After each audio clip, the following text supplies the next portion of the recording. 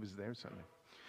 Good afternoon. It's 1 o'clock and time for the St. John Daily Word. I'm Pastor Ron Genaro. Today is our Bible study edition, and we have several announcements, and then we will have a word of prayer, and then we'll go right to our study in the book of Numbers. Our first announcement is Sunday services are 7:45 and 9:30 a.m. with the 9:30 service live streamed as well. Our next announcement is Faith and Fitness Exercise classes every Tuesday and Thursday at 11 a.m. They will not meet 2 weeks from today because of a spaghetti dinner. And I'll probably have I think I have an announcement in here too about that. The flower chart is posted in the narthex, and I will just tell you, February looks a little light. So we need some folks to sponsor some days in February.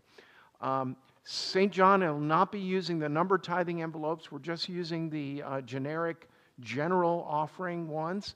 You can indicate there though, if you want it to go to building fund or to your regular giving. CPR and AED certification, there will be a class on January 23rd at 8:30 and then another class at 10 a.m. You need to call to register. If you are currently, if you certified last year, you are not required to do this one. We will offer one again next year because your certification is good for 2 years at a time.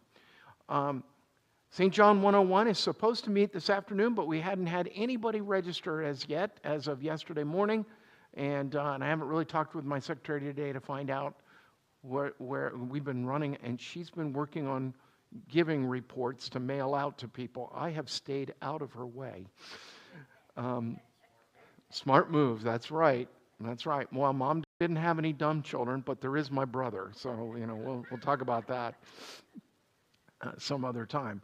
Congregational meeting will be after the 9:30 service here in the sanctuary. If you attend the 7:45 service, you can go and come back. That'll be fine. We're hoping it will only be a 30-minute to a 45-minute class. That's the hope. But you know how those things go. And we'll answer some questions and some other things. But we're just going to give you an update on where we are with our status and dispel a few rumors, because there's been some that have been flying around for a while apparently. So we'll talk about some of those things. Grief Share starts this Thursday at 1 p.m. in the Education Building. The cost of the book is $20. We're not charging anything for the class. We have some very experienced people leading that. And Pastor Pete will be working with that directly as well. And Susie Sigmund and Hal Rager and Ethel Donald are slated to lead at this time. And we give thanks to God for Jim Reynolds and Joyce Workman, who led it ably for the last couple of years as well. They're taking a break. They've been doing it nonstop for 2.5, 3 years. Upcoming ladies' Bible study begins next Monday, 6 p.m. in the Fellowship Hall. That is a 7-week video guided study. You need to sign up. You also need to order your own book. You can order it from Lifeway or Amazon. The Amazon order will get here faster. It just does. That's been our experience. And we have had trouble in the past of trying to keep straight who's paying and how they're and who to order for and everything else. So get with somebody. If you absolutely have to order it here, you can't get it ordered, come to the church office. We'll get it ordered for you. The fellowship breakfast will be meeting tomorrow morning, January 14th, 8 a.m. in the Fellowship Hall. All are welcome to attend. They're doing a French toast casserole. I'm not sure how that works. I just know that it's supposed to be good. Mary Sheehan, it's her birthday tomorrow, which is the same birthday as my daughter, my oldest child. And Mary's a little bit older, not much, but a little bit older. And so we're going to be doing that, and Pastor Dorman will bring the devotional, and we invite you to come and be there. Building committee will also meet tomorrow. After that, about 9:30 a.m. in the Education Building. Parkway Food Ministry, we are always in need of assistance and help there. And so you will need to bring in non-perishables, peanut butter, canned goods, cereal. There's a donation box in the narthex. We empty that nearly every week and then send that. One last thing, Bible study will not meet next week. We will meet in 2 weeks, even though it's spaghetti dinner, but we are earlier in the day. We're at 1, so those who are participating in serving and all of those things should be fine. But I have an obligation next week that starts at this time at 1, and I'll be tied up for a couple of hours. So I apologize for that, but we will get a good start today on what we're doing. We're going to bow our heads for a word of prayer here. We also want to pray for Jim Reynolds, who is in the hospital, and Joanne Springer, whom was in the hospital and is out now and is getting around okay with a walker, grudgingly. She's not wanted to use a walker, but she's using it now. So let us pray. Gracious God, we thank you. We praise you for your presence, your goodness, your mercy. We ask that you be with Jim, that you would bring healing to his body, be with the doctors as they treat him, be with Joanne, who is in the hospital and who is now home, and we ask that you will give her stability in her gait and her walking, and be with our congregation. We have a very long prayer list, lots of folks who have been under the weather and who have been ill, and we just pray, oh God, your healing touch. Be with us, be with our nation, and with all who serve and protect us. Speak to us through your word this day, we ask, in the name of the Father, the Son, and the Holy Spirit. Amen. All right, we are in the book of Numbers, and I talked last week about how the book of Numbers it's an odd duck out of the Hebrew Bible, in that the book of Numbers is biblical books in the Hebrew Bible. All right, that's how it's written in Hebrew from right to left and all of those. The title of the Hebrew books of the Bible comes from the first word that appears on the manuscript. Numbers does not. It's an odd duck because they decided somewhere along the line, not in the Hebrew Bible, but in the Greek Bible, to use concepts or themes. And so Numbers is picked for that, even though there are only really about 5 chapters that talk about numbers. The rest of it's going to talk about some of the rest of their exodus and their journey to the promised land. And I realize we've skipped Leviticus. We'll do Deuteronomy after this because we just kind of we'll finish up the Pentateuch, all right? And then we will be in New Testament next year, next fall, I promise. Okay, so the book of Numbers, the first 2 chapters talked about what? Do you recall, those of you who are here?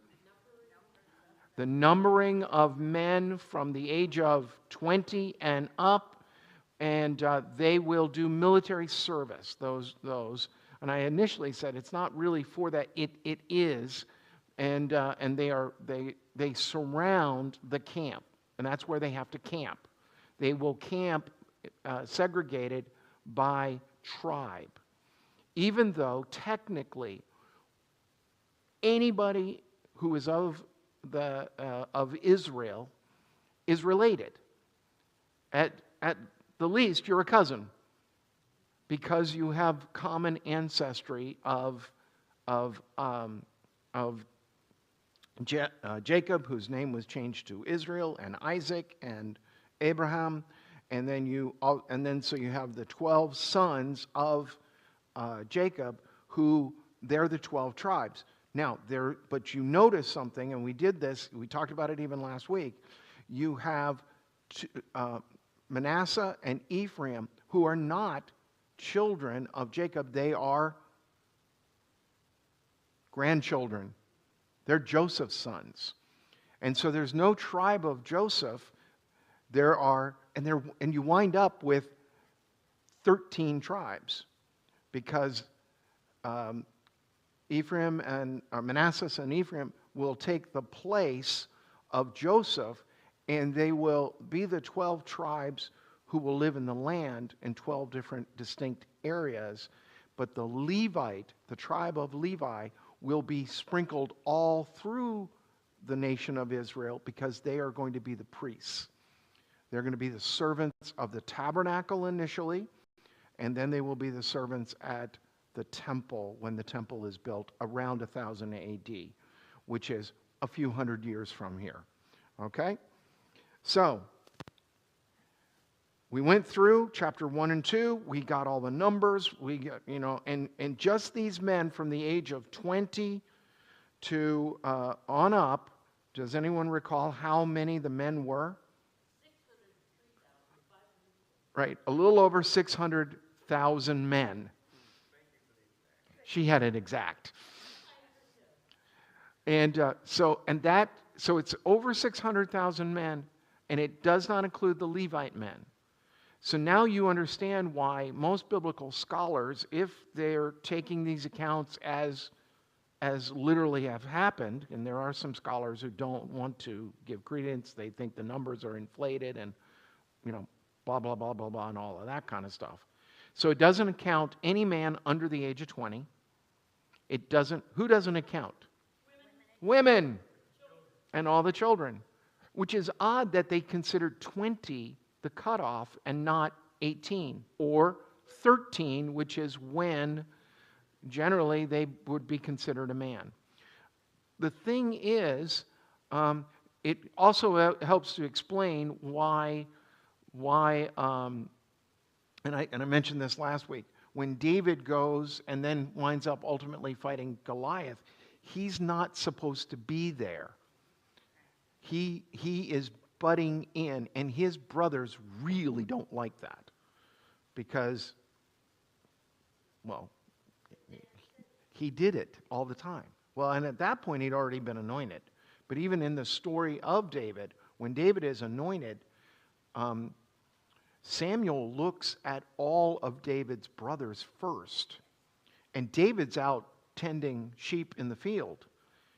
And he actually has to say to Jesse, do you have any more sons? And he's like, well, one more, but he's the youngest. And I have this feeling that no one thought that much of David. And that's where we hear Samuel make this pronouncement. Man looks at the outward appearance, but God looks at the heart. And so, so you have those kinds of things. Okay. Chapter 3, verse 1. This is the lineage of Aaron and Moses, because Aaron and Moses are both of the same tribe, the tribe of Levi. At the time when the Lord spoke with Moses on Mount Sinai, these are the names of the sons of Aaron: Nadab the firstborn, Abihu, Eleazar, and Ithamar. These are the names of the sons of Aaron, the anointed priests, whom he ordained to minister as priests. Nadab and Abihu died before the Lord when they offered illicit fire before the Lord in the wilderness of Sinai, and they had no children. Right? The two oldest, they're not dead now, they will die later. This is a parenthetical comment giving you the history that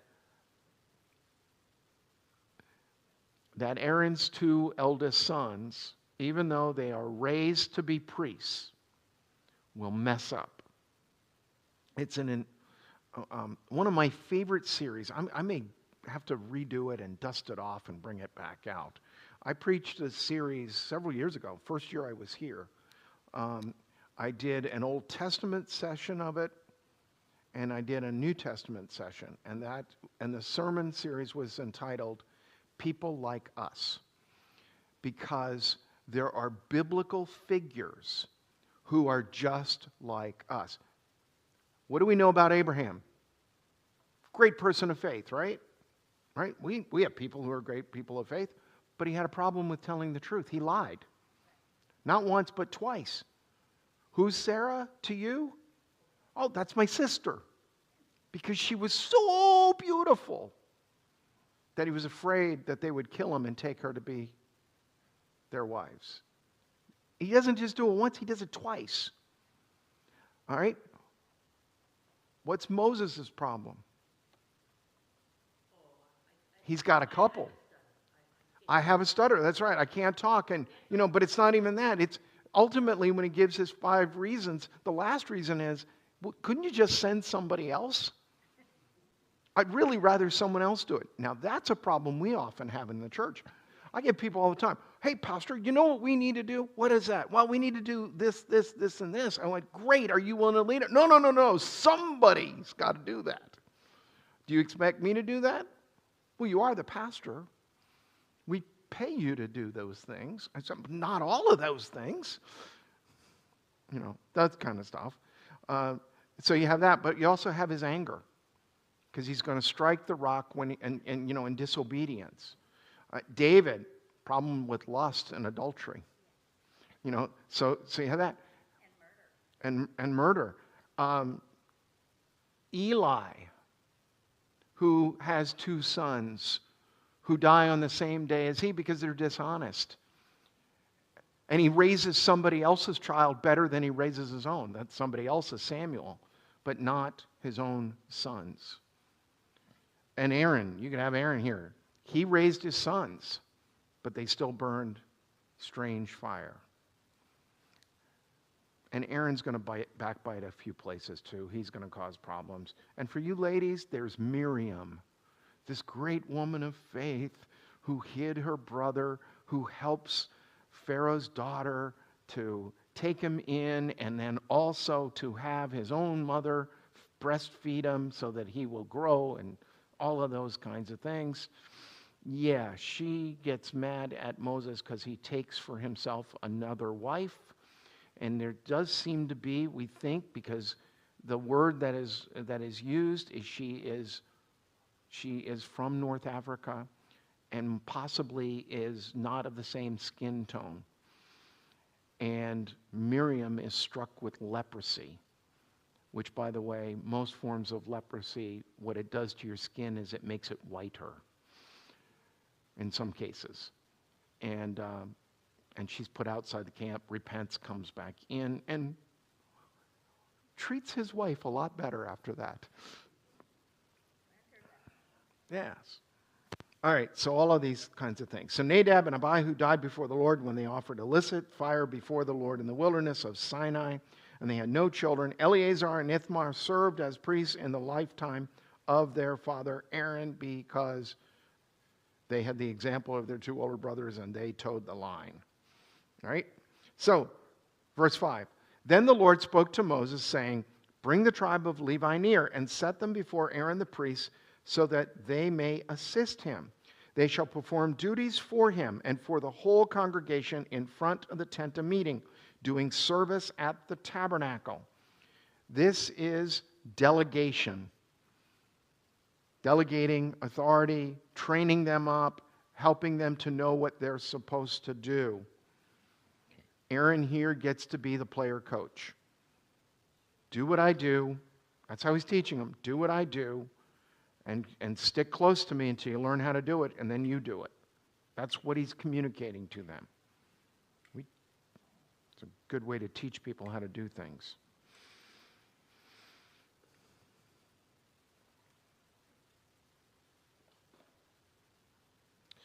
Verse 8, they shall be in charge of all the furnishings of the tent of meeting and attend to the duties for the Israelites as they do service at their tabernacle.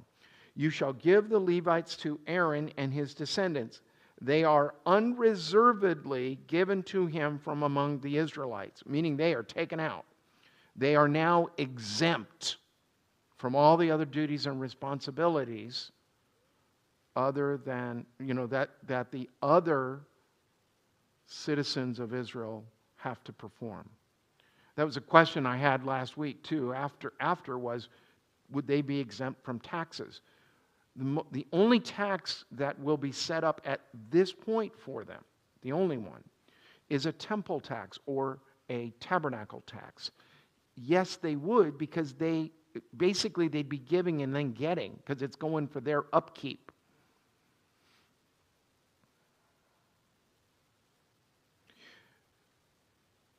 But you shall make a register of Aaron and his descendants. It is they who shall attend to the priesthood and any outsider who comes near shall be put to death. Okay, so Aaron, Nadab and Abihu would have been part of this. They're out. But then you have his other two sons, Eleazar and Ithamar. They will be part of his lineage, and their children, because the other two didn't have children, their children will continue. They will be the high priests. It was intended to be a lineage that could trace itself right back to Aaron. So that, and that was meant to be unbroken. Now we know that it will be broken. And by the time of Jesus, it will be not only broken, but it will be controlled not by the Jews. Do you have a guess as to who controlled the priesthood then? The Romans, that's right. And so what the Romans did is they came up with term limits. They did. I'm not joking with you. They determined that the high priest would only serve for 1 year. Because the Romans thought in their mind, and their conclusion was, if we keep this moving around, then they will never have an opportunity to organize. And they won't, and what does organizing do if you're a vassal kingdom? Right? A vassal means you send your taxes to somebody else. It what? Right, if you organize, then you might rebel. And what Bob said in the back was, it emboldens the masses. A common theme. And one of the things that you will see, even in the New Testament time frame, with when Jesus is interacting with people, there will be several times. I know I'm in Numbers, but why am I talking about Jesus? But it works out. There will be several times where the religious leaders try to pin something on Jesus to trip him up, because only the Romans can put him to death, and they want him to be considered an insurrectionist, as someone who speaks against Rome. Speaking against Rome, if you're not a Roman citizen, means you can be put to death if you're inside the bounds of the Roman Empire. If you're a Roman citizen, you have certain freedoms, but even that was frowned upon. You couldn't say anything bad about the emperor. If you did, you could go to trial, and you could lose your life, but you had the right of appeal. That's why Paul will make his trip to Rome, because he appeals to the emperor, even though at that point, which made no sense, he was about to be released. Or at least we think he was.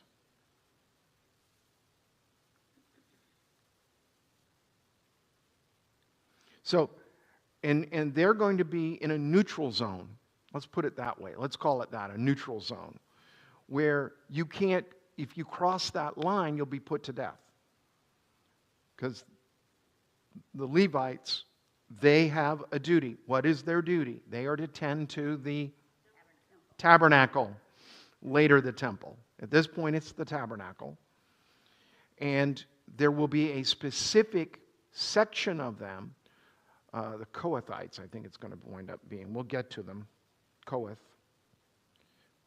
That they're going to be the people who move the holy items, like the ark and the table and some of that. We'll get, they show up down in later on in this chapter.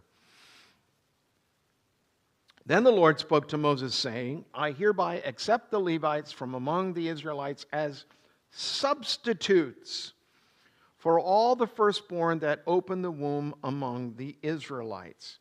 The Levites shall be mine, for all the firstborn are mine. When I killed all the firstborn in the land of Egypt, I consecrated for my own all the firstborn in Israel, both human and animal. They shall be mine. I am the Lord. Okay, so set this up. Firstborn children. It's intended to be males. right? Because the Levite men are the only ones that are going to be counted. They're going to be counted. They were excluded. They were excluded for the other census. This is a different census. But they are, it's okay. It's not you, it's her. We have a phone going off for those of you at home. What's funny is I have a friend who was preaching and a phone was going off during the service. And he said, whoever's phone that is, would you please turn it off? It's really loud. It was really loud. It was his phone, and he had it sitting in the pulpit, and the microphone was picking up the ring. That's why it was going everywhere. Now, every once in a while, like now, we have phones going off, and that's fine. And things happen. But I did have one at the end of a service in my last church where the phone rang, and my liturgist, who sat up there for the whole service, it was a flip phone. She flipped it and closed it so that it would go away. You didn't hit a button. You flipped it and then you flipped it back, or at least that's what she did. And then it rang again. They called back. And she says, we're in service. He's about to do the benediction. Yes, that restaurant will be fine. Click.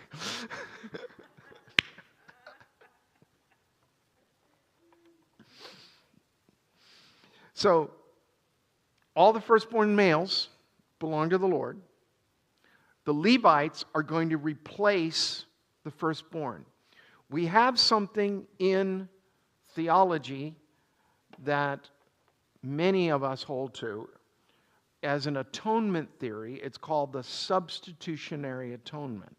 One of the reasons why we hold on to that is because we think our theology teaches us that Jesus dies in our place. He is a substitute receiving the punishment for all of humanity's sins. Not just mine individually, but yet mine and all yours. All right? We get to share in that. One of the places where we see substitution is this.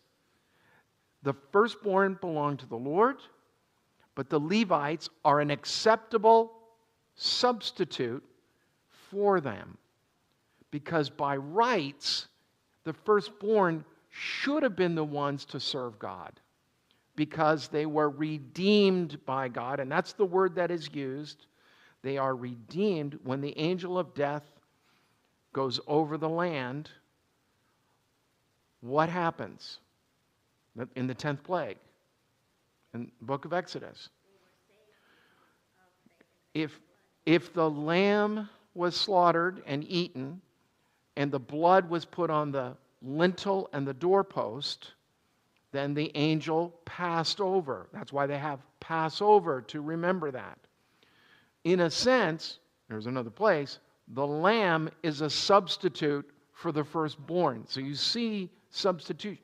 If you start looking for it, you can find substitution in a lot of places in Scripture where somebody's standing in for someone else. Jesus is the ultimate substitution. Now, I think, and most of us think, that is a valid form of the atonement, valid theory of the atonement. There are more theories as well. I was telling some people, one of my sons called me to ask me about atonement theory, and we were going over that because he teaches at a private Christian school history, but he also has to meet it or mix it a little bit with some theology, and he's like, Dad, I should have listened a little bit more growing up. Because and he recognizes that I know this stuff. I'm always recommending books to him. Of course, now some of the books I have, that when I bought them, I've got prices in it, $6, $7, $8. I recommended a book. It's $40 for that book, and I'm going to see if I can find it used for him on Amazon. So they have to make this register. God says the firstborn, or that the Levites are acceptable as a replacement for the firstborn. And he cites the Passover. So verse 14. Then the Lord spoke to Moses in the wilderness of Sinai, saying, enroll the Levites by ancestral houses and by clans. You shall enroll every male from a month old and upward. Okay, this is different. What was the other one? The counting?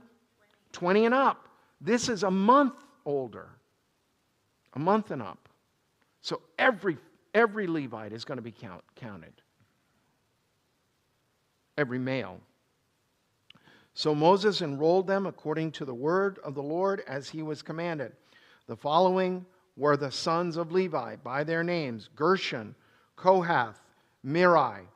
These are the names of the sons of Gershon by their clans: Libni, Shimei. The sons of Kohath by their clans: Amram, Ishar, Hebron, and Uzziel. The sons of Merari by their clans: Mahil and Mushi. These are the, I'm sorry, that's how you pronounce it. These are the clans of the Levites by their ancestral houses.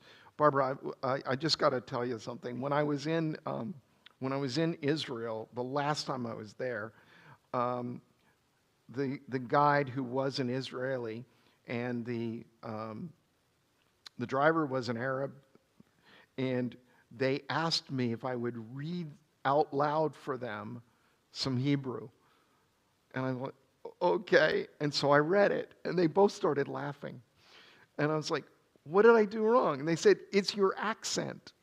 I said, what do you mean my accent? And they said, well, you have an accent. I said, well, I'm American. I would imagine I have an accent. No, you have an accent. You sound like somebody from the Negev. The Negev is the desert. It's where the crazy people live. And they said that's what I sounded like. My wife always says, you can make up any pronunciation. None of us can check. To Gershon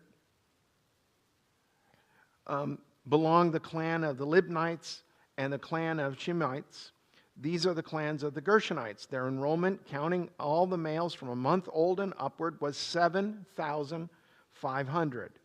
The clans of the Gershites were to camp behind the tabernacle on the west, with Elzaphat, son of Lael, as head of the ancestral house of the Gershonites.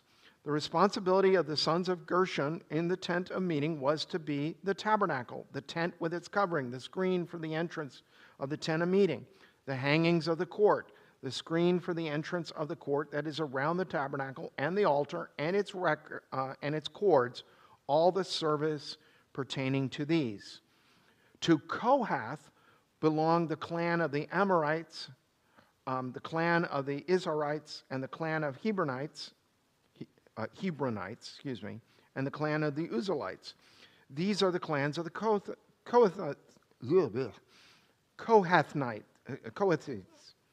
Counting all the males from a month old and upward, there were 8,600. Right? So you have 7,500, now you have 8,600 males.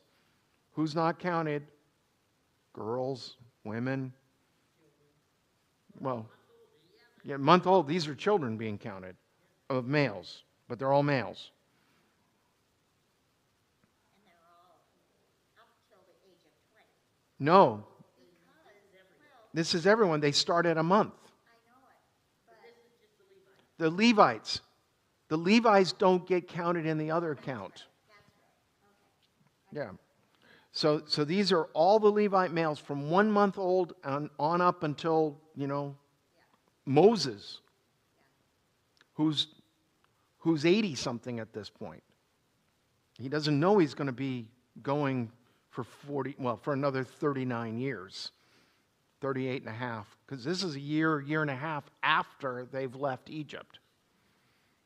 Remember, that's what it starts. It's like 15 months or something. So the clans of the Kohathites were to camp on the south side of the tabernacle with Elzaphan, son of Uzziel, as head of the ancestral house of the clans of the Kohathites. Their responsibility was to be the ark, the table, the lampstand, the altars, the vessels of the sanctuary, with which the priests minister, and the screen, all the service pertaining to these. So they're going to be the ones who are entrusted with packing it up, with moving it, with those poles, putting it where, setting it where it's to go, and then unpacking it.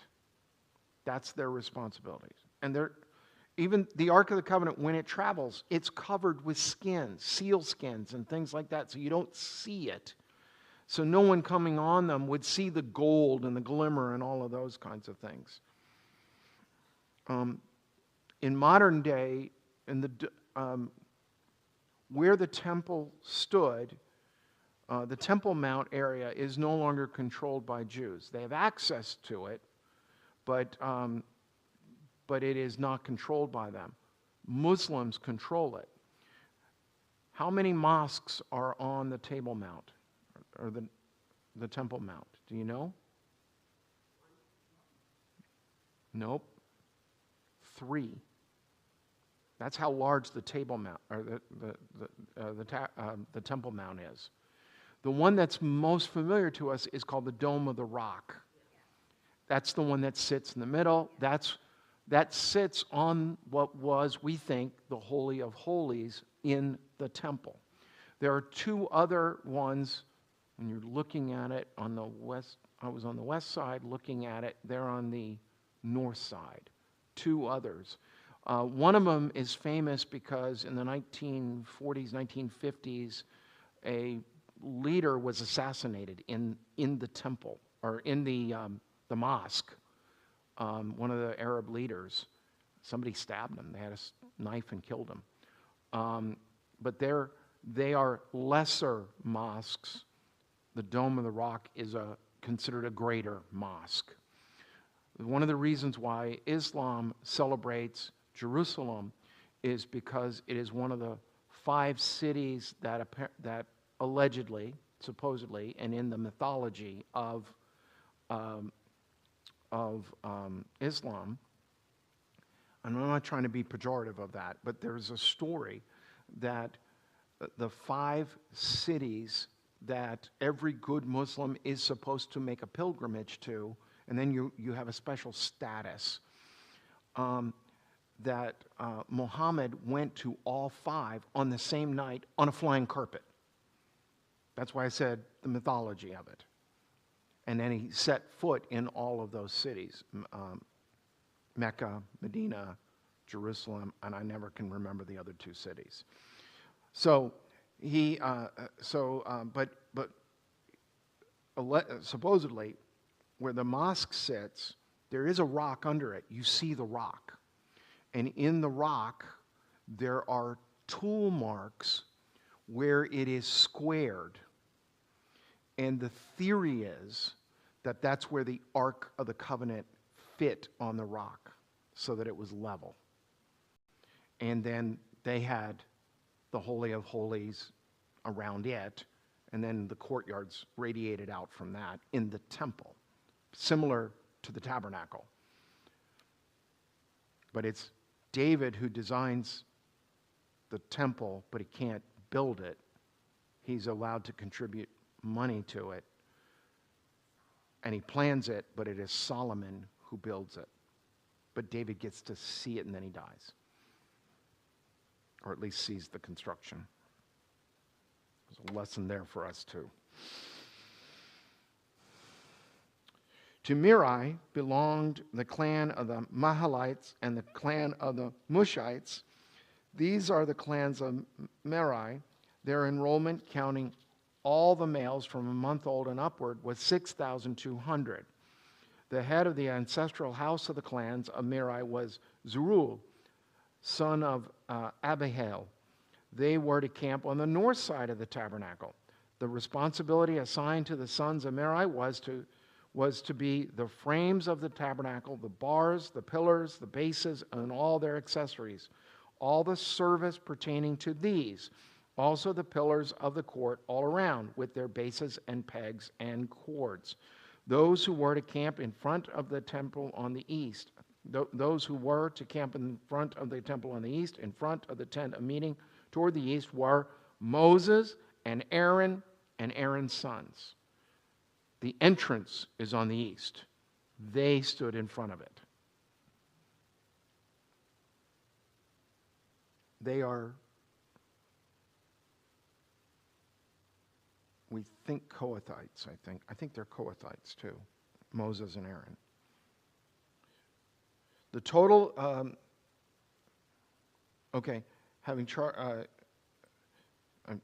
stopped reading mid-verse. Those who were to camp in front of the tabernacle on the east, in front of the tent of meeting toward the east, were Moses and Aaron's sons, having charge of the rites within the sanctuary. Whatever had to be done for the Israelites, and any outsider who came near was to be put to death. The total enrollment of the Levites whom Moses and Aaron enrolled at the commandment of the Lord by their clans, all the males from a month old and upward, was 22,000. All right, so it's 22,000 men. Levites are smaller in number, right? The other ones were lots more people.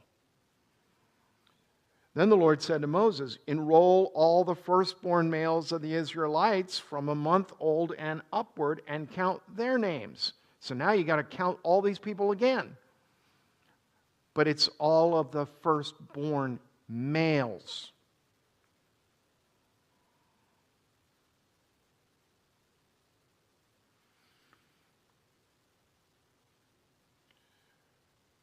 Count their names, but you shall accept the Levites for me. I am the Lord, as substitutes for all the firstborn among the Israelites, and the livestock of the Levites as substitutes for all the firstborn among the livestock of the Israelites.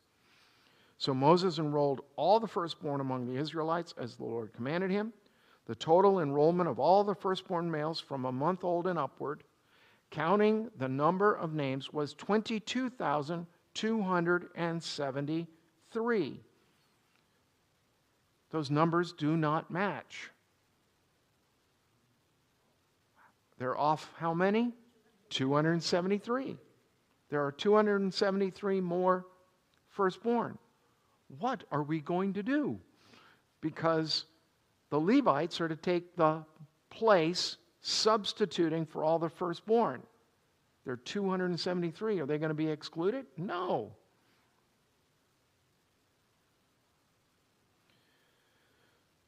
Then the Lord spoke to Moses, saying, accept the Levites as substitutes for all the firstborn among the Israelites, and the livestock of the Levites as substitutes for their livestock.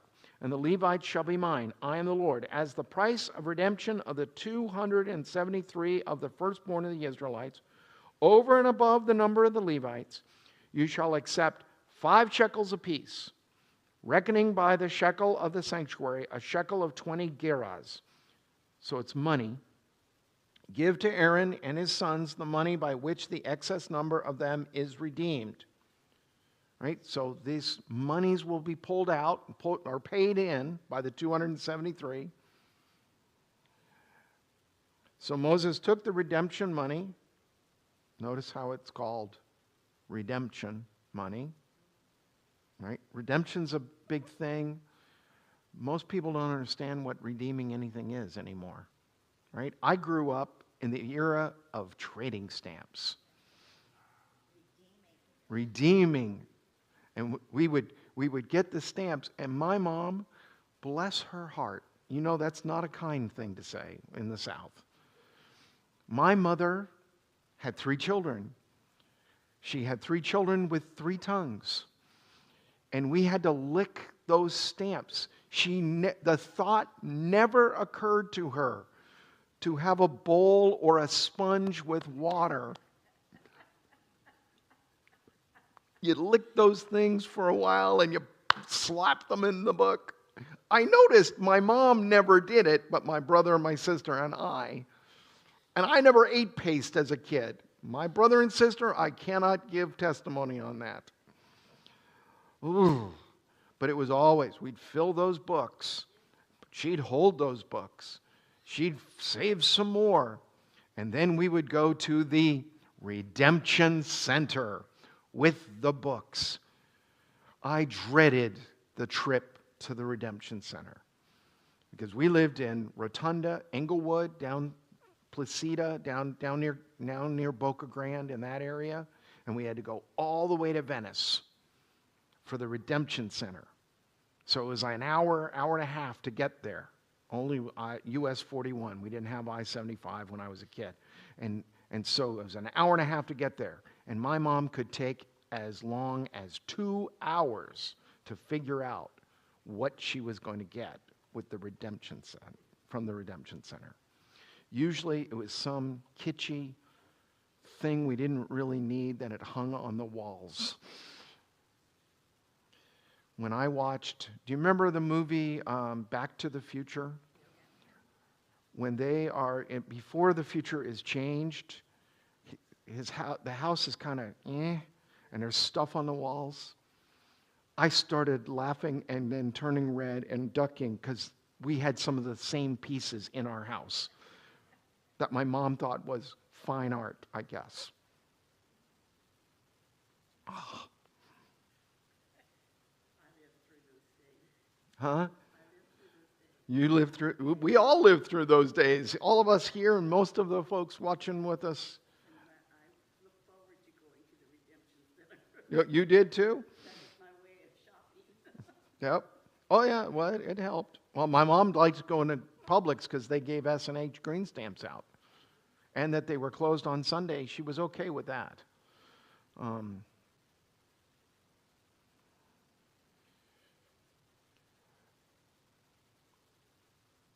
So Moses took the redemption money from those who were over and above the redemption by the Levites, from the firstborn of the Israelites. Boy, it would be bad to be the last 273 people. You got to pay the 5 shekels apiece. And he took the money, 1,365 shekels, reckoned by the shekel of sanctuary, which was a unit of measurement that they established. And Moses gave the redemption money to Aaron and his sons according to the word of the Lord, as the Lord had commanded Moses. The tabernacle will have a tax that will come up. It'll be a shekel. And it is how they maintain things. And they have to purchase stuff. And sometimes it's the livestock and some of the other things for the sacrifices. You will also see develop later on in the first century, by the time of the first century, money changers who will help the traveler change money. In our talk about our trip, we all are recommended, we have to buy a minimum $100 in euros, and we have to change them because we get paper money here. We have to change them to coins because you need those for the bathroom on the trip. They're all pay. It's amazing. Some parts of the Middle East, they're pay, some they are not. This is the Mediterranean, but on these sites, you have to use coins to get in and use the restroom. I haven't seen a pay toilet in 40 years.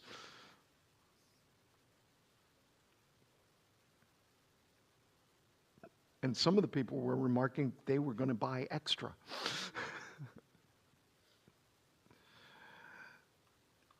So, chapter 4. Even though we have 12 minutes, we're going to get as much of it done.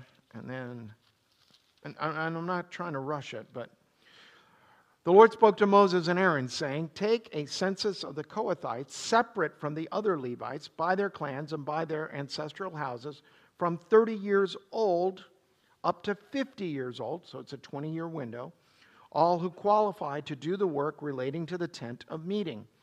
The service of the Kohathites relating to the tent of meeting concerns the most holy things, right? They already have to move them.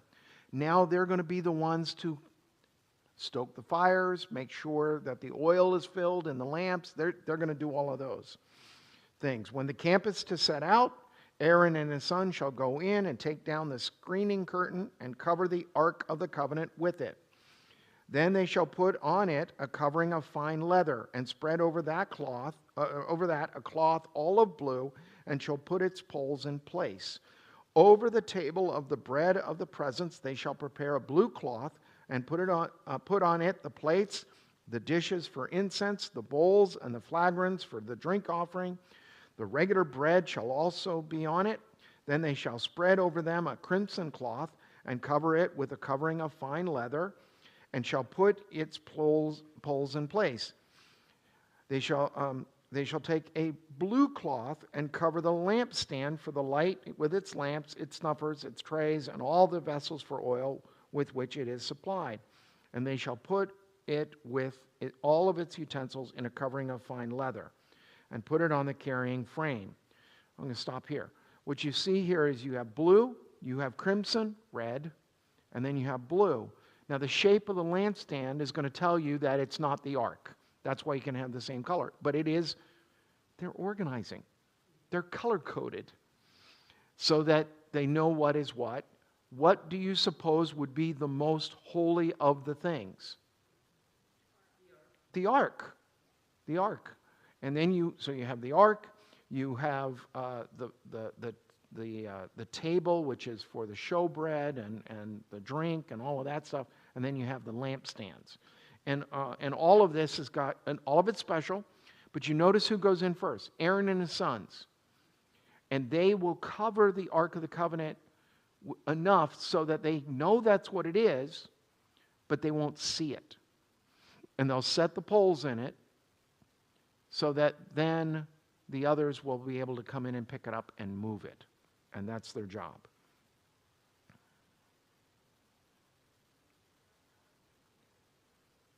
Over the golden altar, they shall spread a blue cloth and cover it with a covering of fine leather, and shall put its poles in place. And they shall take all the utensils of the service that are used in the sanctuary and put them in a blue cloth and cover them with a covering of fine leather and put them on the carrying frame. They shall take away the ashes from the altar and spread a purple cloth over it. And they shall put on it all the utensils of the altar, which are used for the service there. The fire pans, the forks, the shovels, the basins, all of the utensils of the altar. And they shall spread on it a covering of fine leather, and shall put its poles in place. When Aaron and his sons have finished covering the sanctuary and all the furnishings of the sanctuary, as the camp sets out, after that the Kohathites shall come to carry these, but they must not touch the holy things, or they will die. These are the things of the tent of meeting that the Kohathites are to carry. Eleazar, son of Aaron, the priest, shall have charge of the oil for the light, the fragrant incense, the regular grain offering, and the anointing oil, the oversight of all the tabernacle and all that is in it, in the sanctuary and in its utensils. Then the Lord spoke to Moses and Aaron, saying, notice that, for everything up until the 4th chapter, who does God speak directly to? And in the 4th chapter, 1st verse, and here, who does God speak to? Moses and Aaron. So Aaron is coming up.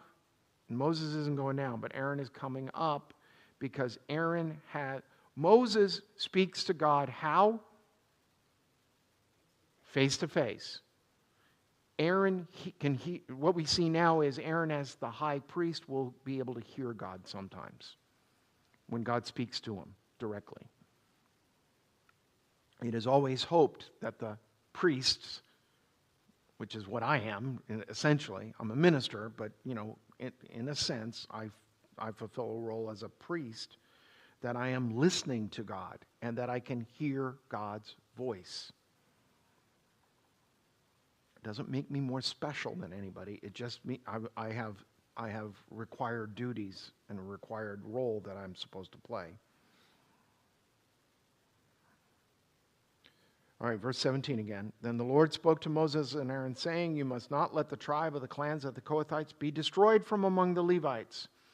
This is how you must deal with them in order that they may live and not die when they come near to the most holy things. Aaron as his son shall go in and assign each to a particular task or burden. But the Kohathites must not go in to look on the holy things even for a moment, otherwise they will die. So the prohibition is not just about don't touch it, don't look at it. So for those of you who are Indiana Jones fans, now it explains why Indy says to Marion Ravenwood when they're tied and the Nazis open up the ark. What does he say to her? Don't look, close your eyes. Because those who look will surely die. My wife and I were watching, it was on TV again, and I was like, okay, yeah, we'll watch it. It's from our youth kind of thing. And she said to me, how come they can move it? I said, they were moving it illegitimately. They're the Nazis, the Germans. They didn't have any Jewish boy in that group.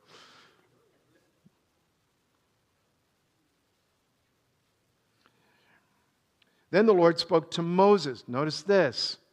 Aaron gets instruction with the Kohathites, but Moses gets instruction with the Gershonites. Then Moses spoke to Moses, saying, take a census of the Gershonites also by their ancestral houses and by their clans, from 30 years old up to 50 years old. You shall enroll them, all who qualify to do work in the tent of meeting. This is the service of the clans of the Gershites in serving and bearing burdens. They shall carry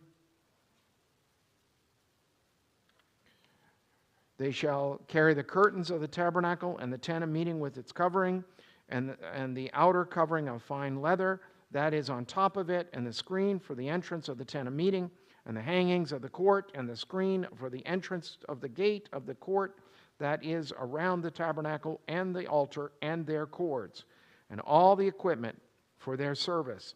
And they shall do all that needs to be done with regard to them. All the service of the Gershonites shall be at the command of Aaron and his sons, in all that they are to carry, and in all that they have to do. And you shall assign to their charge all that they are to carry. This is the service of the clans of the Gershonites, relating to the tent of meeting, and their responsibilities are to be under the oversight of Ithamar, son of Aaron the priest. So they will take over them. One of Aaron's sons will help them to do what they're supposed to do. As for the Merarites, you shall enroll them by their clans and their ancestral homes, from 30 years old up to 50 years old. So you're seeing the same pattern. For a 20-year period, that's when they do their service. That's when they're supposed to do it.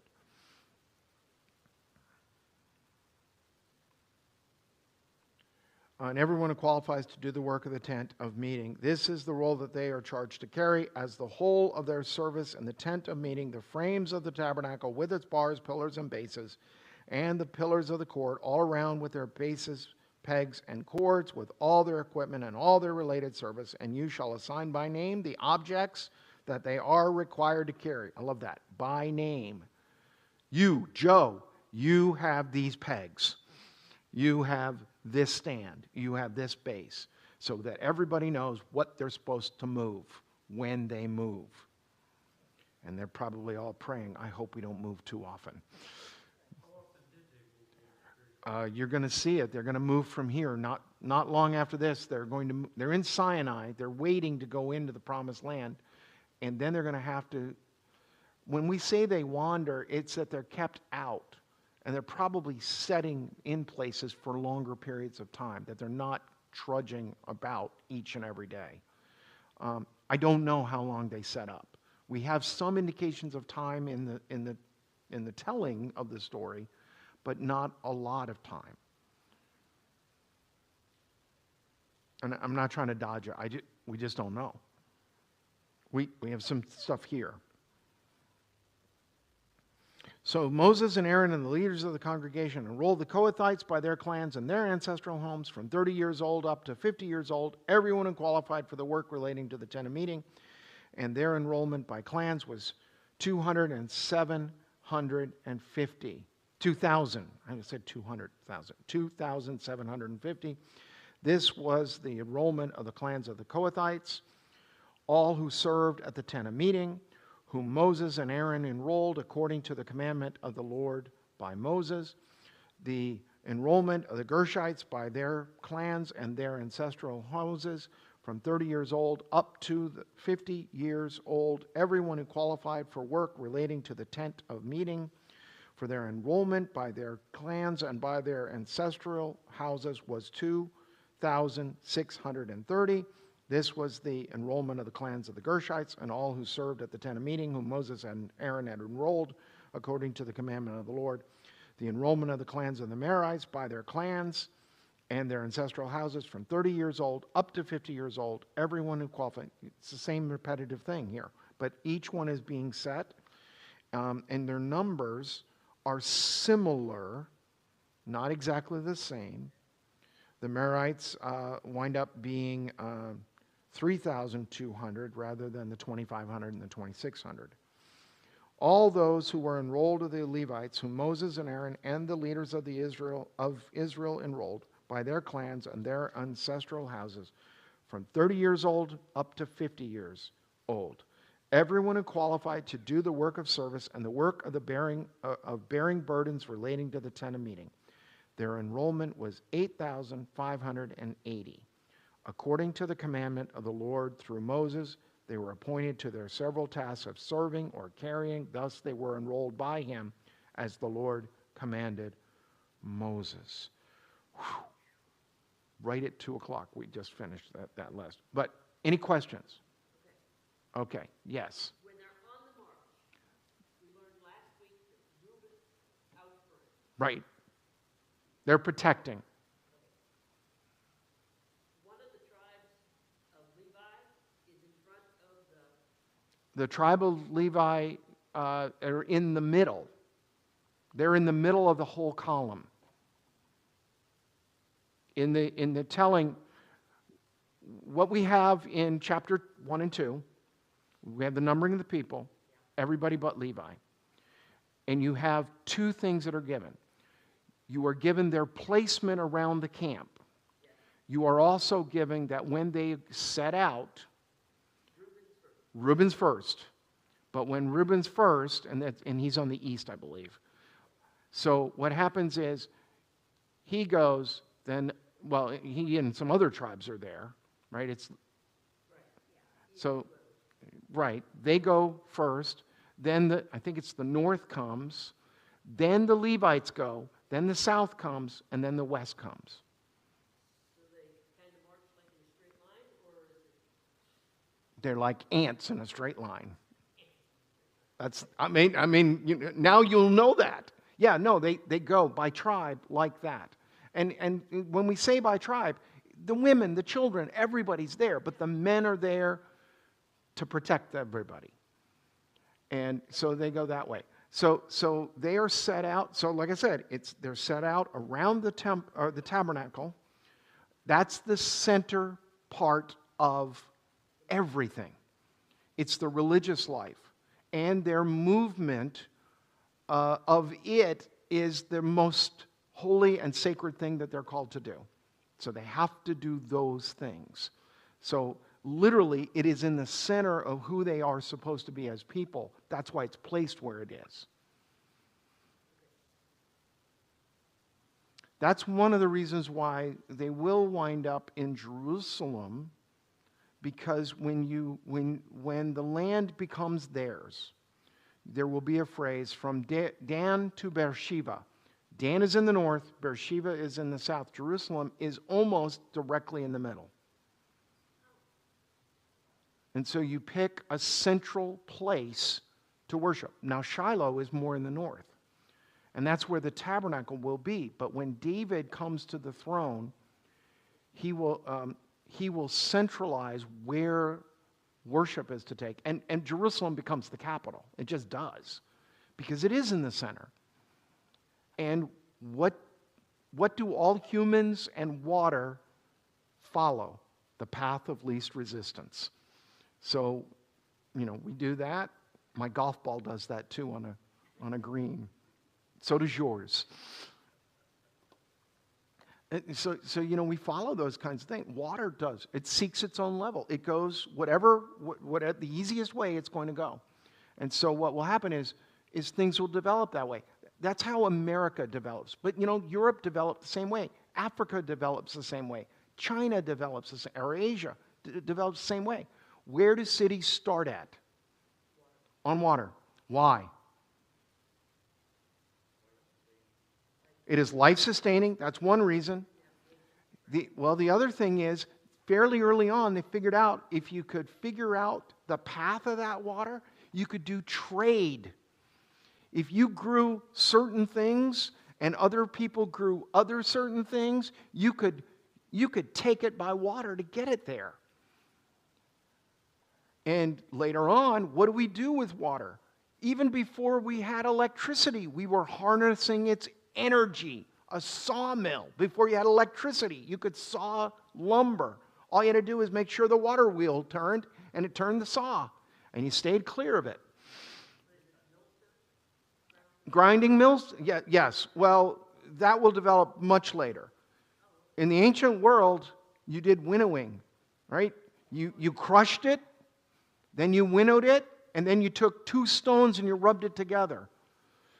You had in Galilee, in Tiberias, well, it's called Tiberias now, but where Peter lived, it's known for three things.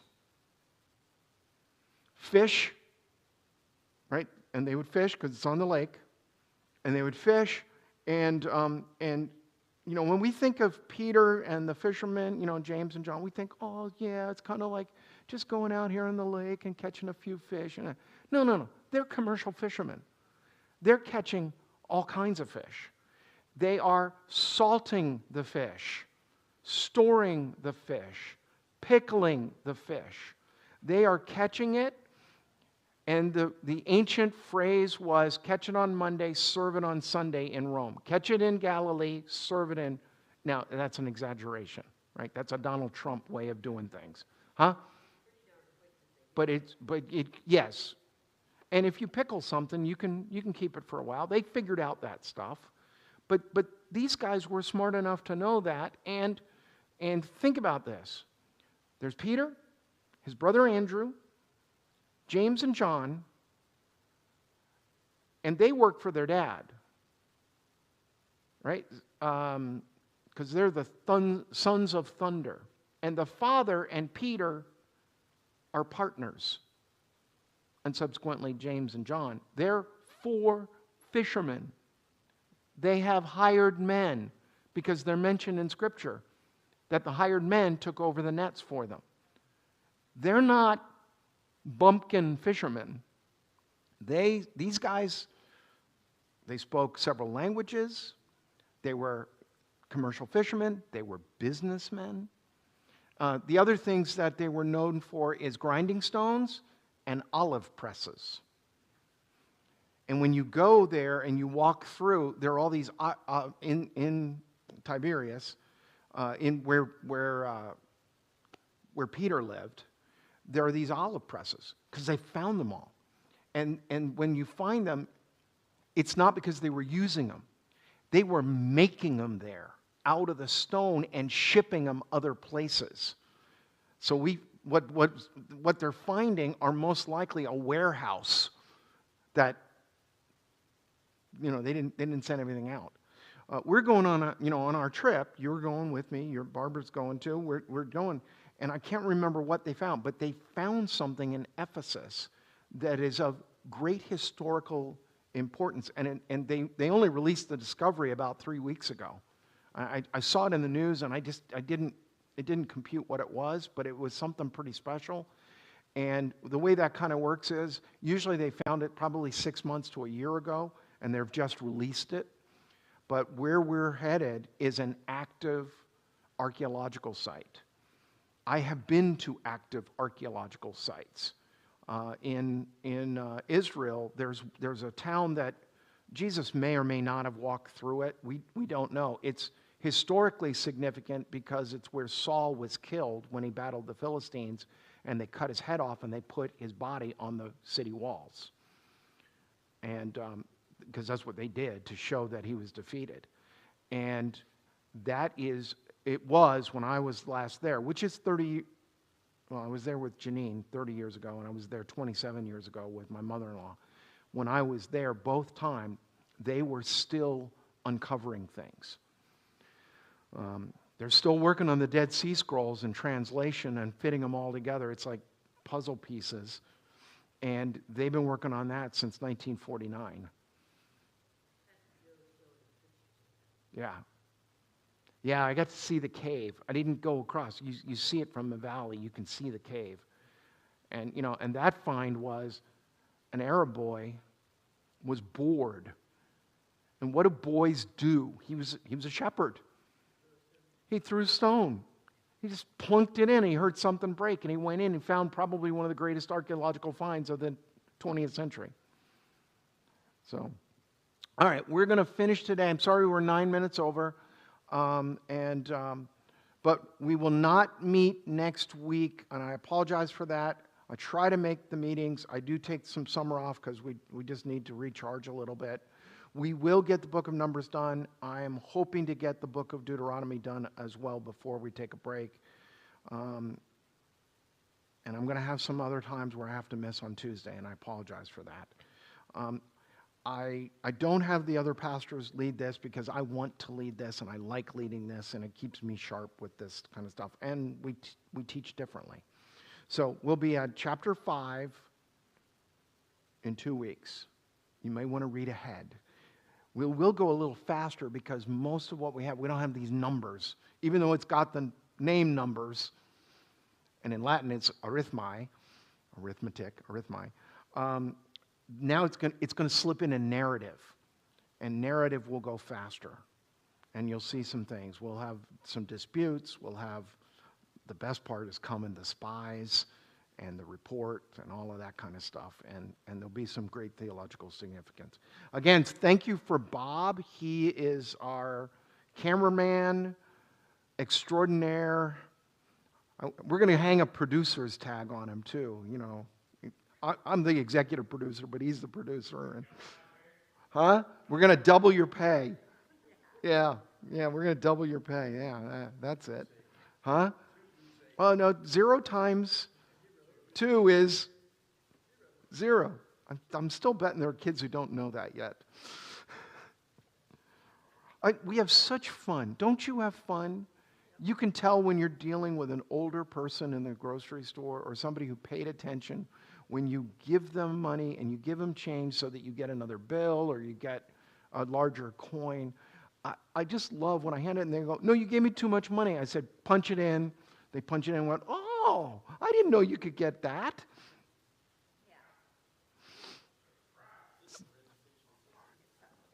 Yeah, it's an indictment, isn't it? Let's pray. Gracious God, we thank you, we praise you, and we ask, O Lord, that you would be with us as we part. May your grace, your mercy, your hope, and your strength be ours, we ask in the name of the Father, the Son, and the Holy Spirit. Amen. God bless you. Have a great day. Remember, God loves you, this church loves you, and I love you as your pastor. We'll see you on Thursday for a Daily Word update. Bye now.